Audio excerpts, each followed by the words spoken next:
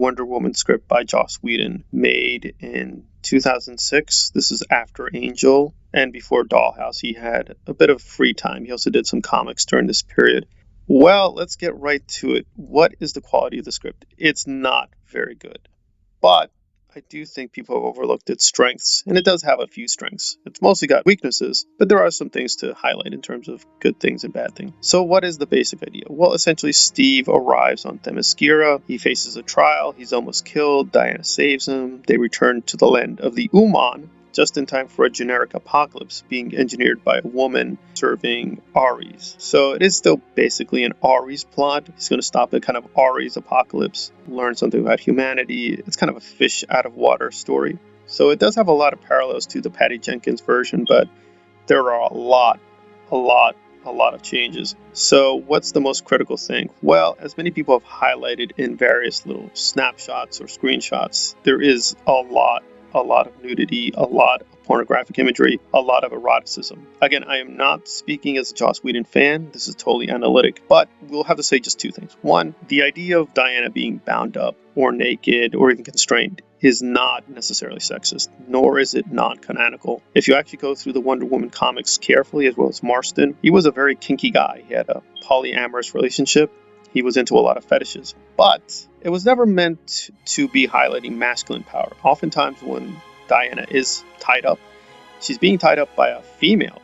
So he's exploring some interesting things with lesbianism and sadomasochism. Again, like it or not, don't believe me, just go through the comics carefully. There's a ton of sexual imagery. Insofar as you have quote Diana with kind of a lot of pornographic imagery, that's not necessarily sexist. Like it or not, that is canonical to the character. Secondly, yeah, it is a little disturbing, but I don't think it's disturbing in terms of its politics, because again, politically, you can read it in many different ways. The problem here is it's not linking up with the canonical mythology. So in his version, for some odd reason, when the Amazons are chained up, they lose their power. Now, there have been stories with Wonder Woman where she does lose her power, so there's no need to panic. But it just seems he added on vulnerabilities, not because this is a good idea, but because he just wanted to add vulnerabilities to make it a much more generic superhero story. So while on paper, this is an original script, it is no doubt about it heavily influenced by Superman and Batman and other similar superhero films and comic books. In fact, the main story is basically Superman. Apparently they have kind of a real estate conspiracy, and the female villain is frankly basically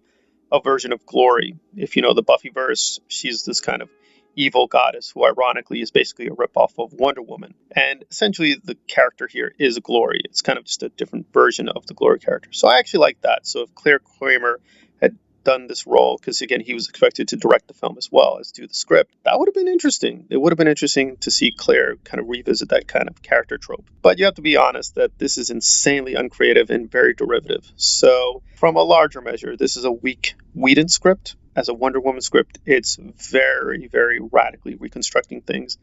And the payoff, I think, is kind of weak because it is mostly a Steve Trevor's movie. And yes, he does have Diana take off her clothes. She's dancing naked. She's barely clothed in some scenes. Again, there's nothing inherently bad with that.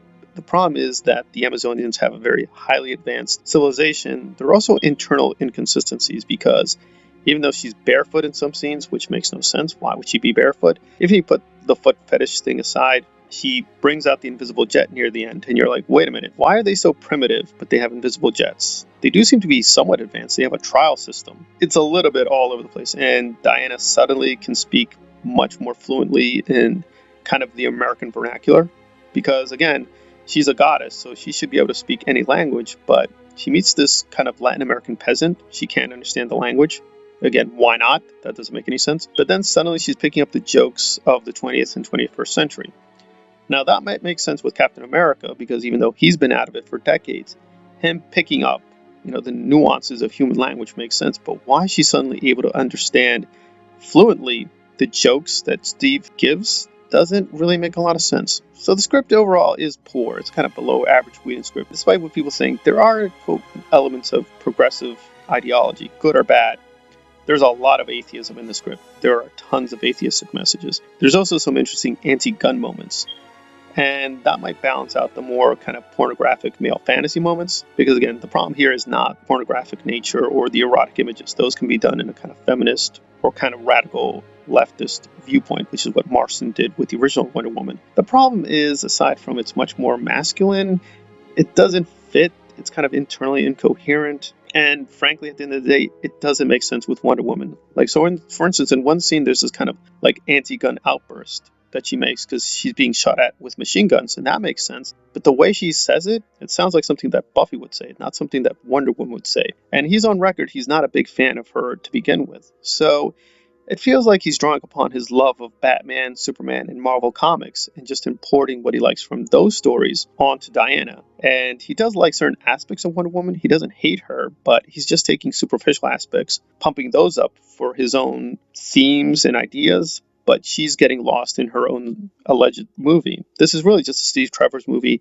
and she has a big guest starring role. So, as a Wonder Woman project, this is very below average, and even as a Whedon script, this is very disappointing. But it does have progressive elements. It's not as horrifically anti-feminist as it's being made out to be, but it is very uncreative. It's very derivative. He's revisiting old tropes he just did for Angel and Buffy. If you're a diehard Whedon fans, you're going to be able to pick those out.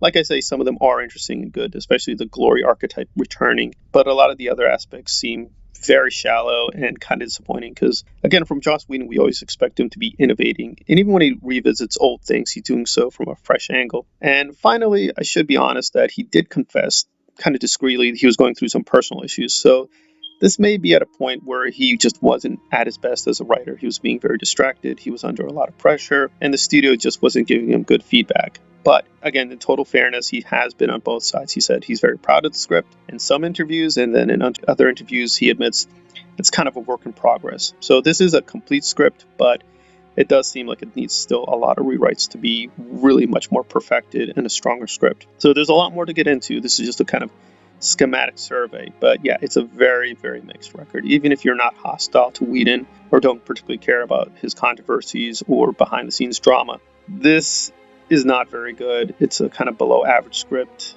even by a superhero movie standard, but it does have interesting ideas. There's a kind of nice framework.